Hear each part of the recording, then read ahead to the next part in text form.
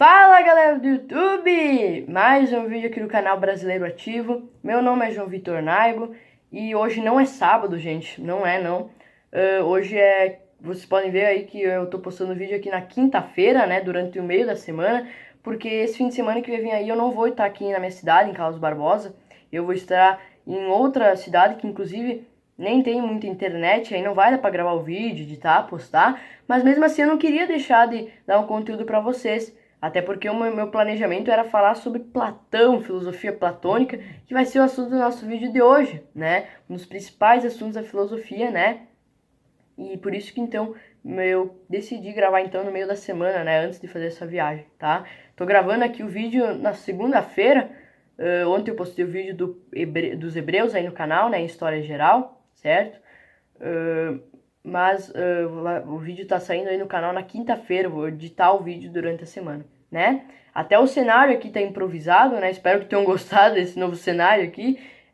Esse aqui é o primeiro cenário do vídeo do meu canal, né? Mas é o melhor que eu achei, tá? Mas sem enrolação, vamos começar a falar sobre então filosofia platônica, tá? Começando por uma introdução. Gente, o Platão, sem dúvida, foi um dos principais filósofos da história da humanidade. Foi um filósofo grego, né? Que viveu boa parte de sua vida aí no centro da filosofia da Grécia, né? Onde surgiu aí a filosofia e ganhou muita força, que era a polis, né? A cidade-estado de Atenas, né? Onde existiam os principais filósofos da história, né?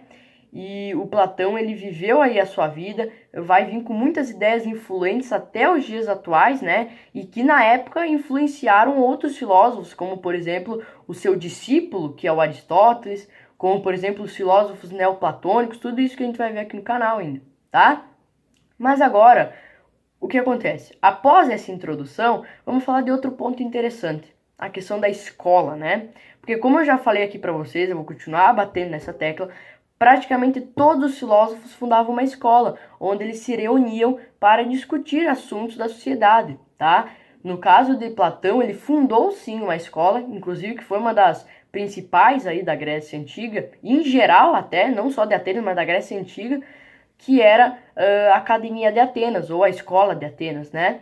Tanto que a gente tem uma pintura, que eu vou colocar aí na tela para vocês, do Rafael Sanzio, né? Que foi um pintor renascentista, né? Um artista renascentista, que veio muitos anos depois do Platão, né? A gente tá falando agora de Idade Antiga. O Rafael Sanzio é um filósofo da época do Renascimento, aí no começo da Idade Moderna, né? Muito tempo depois. Mas ele tentou meio que retratar a Academia de Atenas aí, né? E vocês podem ver aí no centro da imagem o Platão aí com a sua barbinha e também do lado dele o seu discípulo, que é o Aristóteles, e ainda outros filósofos aí reunidos, tá? Mas agora que a gente já falou do geral, vamos falar de suas ideias, que é o maior foco. Gente, para entender Platão, a gente tem que entender a base da filosofia platônica. E só porque é a base não quer dizer que é a parte menos importante. Inclusive, essa é a principal parte da filosofia platônica, a base do Platão, que é a questão dos mundos sensível e inteligível. Gente, essas ideias são muito importantes, sempre caem. Inclusive o Aristóteles, que eu falei que teve influência do Platão, né, o discípulo de Platão, né, ele trabalhou com a questão dos mundos, que era um pouco diferente do Platão, né, ele contrariou o Platão, mas pega essa influência, tá? O que acontece então, gente? O Platão, que vai ser o criador dessa ideia dos mundos, ele vai dizer que existem dois tipos de mundo. O mundo sensível, ou o mundo material, que é o mundo que a gente vive, né? O mundo das sensações. E existe também o mundo inteligível, ou o mundo das ideias, né? E o que acontece? A gente vive no mundo sensível, né? O Aristóteles, por exemplo, dizia que esse mundo era muito bom. Aqui tinha a razão. Mas o Platão, que é o criador dessa ideia, não vai dizer isso. Segundo Platão, gente, ó, preste atenção. Ele vai dizer que no começo da humanidade, no início da humanidade, a gente vivia no mundo inteligível, no mundo das ideias, onde era muito melhor. Existia muita razão, verdade, conhecimento. Porém, a gente sofreu um processo que o Platão vai chamar de amnésia, ou esquecimento, onde a gente saiu aí do mundo inteligível e veio para esse mundo aqui, o mundo sensível, o mundo material. O Platão, ele está dizendo que o nosso mundo aqui é ruim? Não.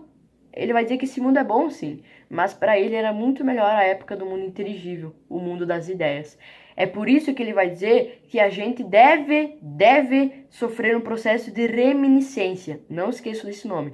Um processo de reminiscência, onde a gente deve buscar a razão, a verdade, o conhecimento que está aqui no nosso mundo sensível para retornar ao mundo inteligível, tá? Essa ideia é muito importante, é a base e a principal parte da filosofia platônica. Entenderam?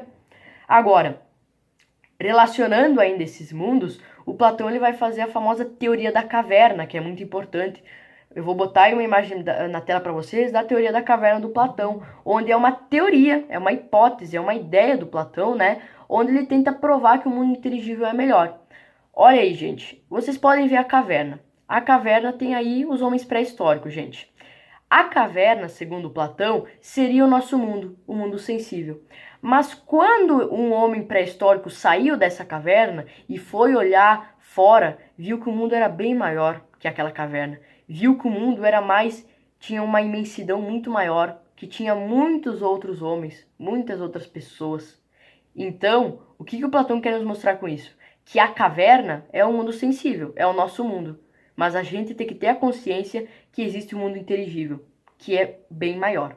Então é isso que o Platão ele nos mostra com a teoria da caverna, que é uma justificativa dele para mostrar que o mundo inteligível é melhor, tá? A teoria da caverna, que já caiu em prova também, tá? Agora, um outro assunto aí da filosofia platônica, que talvez seja o segundo aqui principal, né? É a questão da alma. A alma que o Platão vai trabalhar é fundamental, gente. O que acontece? Já tivemos filósofos que trabalharam com a alma, como os pré-socráticos, né? Por exemplo, Pitágoras, né? Que dizia que a nossa alma poderia transmigrar por todo o universo se a gente tivesse a razão, né? O Platão ele vai pegar uma certa influência, mas ele vai fazer diferente. O Platão ele vai tentar comparar a nossa alma com o nosso corpo, que para eles são bem distintos, são bem diferentes.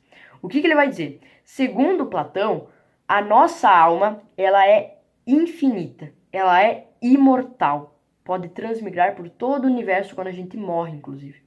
Já o nosso corpo, ele é finito, ele é mortal, ele fica podre, ele acaba, entendeu? Ele não vale praticamente nada. É a nossa alma que vale. É a nossa alma que define as nossas ações, as nossas práticas.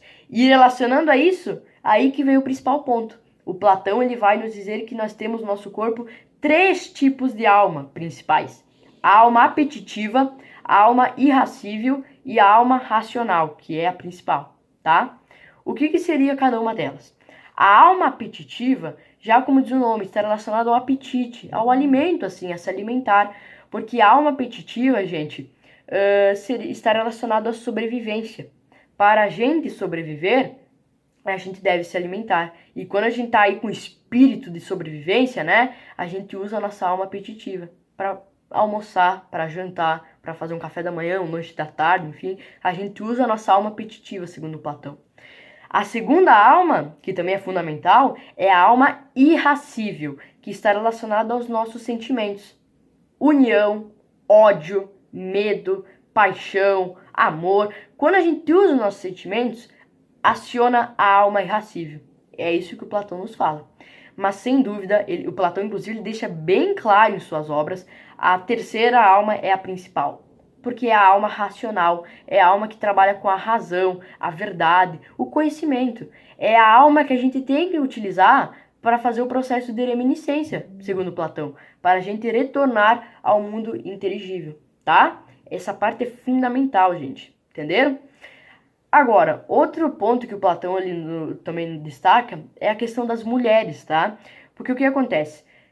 O Aristóteles, por exemplo, vamos comparar com Aristóteles de novo, ele dizia que as mulheres em Atenas não tinham virtudes, não valiam quase nada. A gente não pode pensar que o Aristóteles era machista, porque isso era uma concepção normal da época. Eu sei que eles podiam mudar a realidade, mas a gente tá falando de uma época antes de Cristo, tá? Era muito antigo. E ainda que se o Aristóteles questionasse, dizendo aí que as mulheres valiam ouro, ele poderia ser morto pelos atenienses. Igual Sócrates foi morto, por exemplo, criticando, tá?